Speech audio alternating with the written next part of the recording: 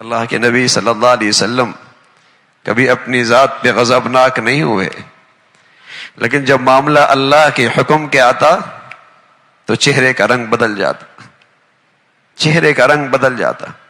اور ایک مرتبہ اس شخص کے بارے میں سخت بات ارشاد فرمائی، جو نماز پڑھتا ہے، نماز پڑھتا ہے، جو نماز پڑھتا ہے، جو نماز پڑھتا ہے، نماز پڑھتا ہے، لیکن خانہ خدا میں نماز کے لیے حاضر نہیں ہوتا۔ نماز پڑھتا ہے لیکن خانہ خدا میں حاضری نماز کے لیے حاضر نہیں ہوتا۔ تو اللہ کے نبی صلی اللہ علیہ وسلم فرمایا کہ میرا جی چاہتا ہے نوجوانوں سے کہوں لکڑیاں اکٹھی کریں، یہاں جماعت کھڑی ہو، اور پھر میں ان کا گھر جلا ڈالوں جو اپنے گھروں میں نماز پڑھتے ہیں۔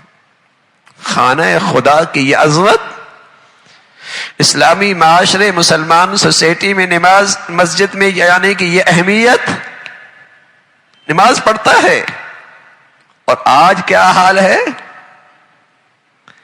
یہ اس طبقے کے بارے میں اللہ کے نبی نے کہا ہے، قرآن نے ان لوگوں کے بارے میں فرمایا فویل للمصلین، بربادی ہے نمازیوں کے لیے، بربادی ہے نمازیوں کے لیے، بربادی ہے نمازیوں کے لیے، اس لیے کہ بے نمازی ما سلککم فی سقر قالوا لم نک من المصلین، کیوں پڑے ہو جہنم میں؟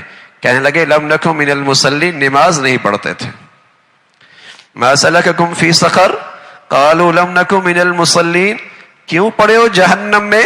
کہنے لگے لم نک من المصلین، نماز نہیں پڑھتے تھے۔ لم نک من المصلین، نماز نہیں پڑھتے تھے۔ جہنم میں کیوں گئے ہو؟ جہنم کے ایندھن کیوں بن رہے ہو؟ جہنمی جہنم سے کہیں گے۔ قرآن نے ان کا تذکرہ کیا، ما سلککم فی سقر، کیوں پڑے ہو جہنم میں؟ لم نک من المصلین، نماز نہیں پڑھتے تھے۔ فویل للمصلین، نمازیوں کے لیے بربادی ہے، الذین هم عن صلاتهم ساہون، جو اپنی نمازیوں سے بے خبر، غفلت کرتے ہیں، سستی کرتے ہیں، مسجد اور جماعت کا اہتمام نہیں۔ نمازیوں کے لیے مسلمان معاشرے میں مسلمانوں کا تعلق اللہ کے گھر سے ان کا ایمان کا تقاضا ہے، ان کی ایمان کی علامت ہے۔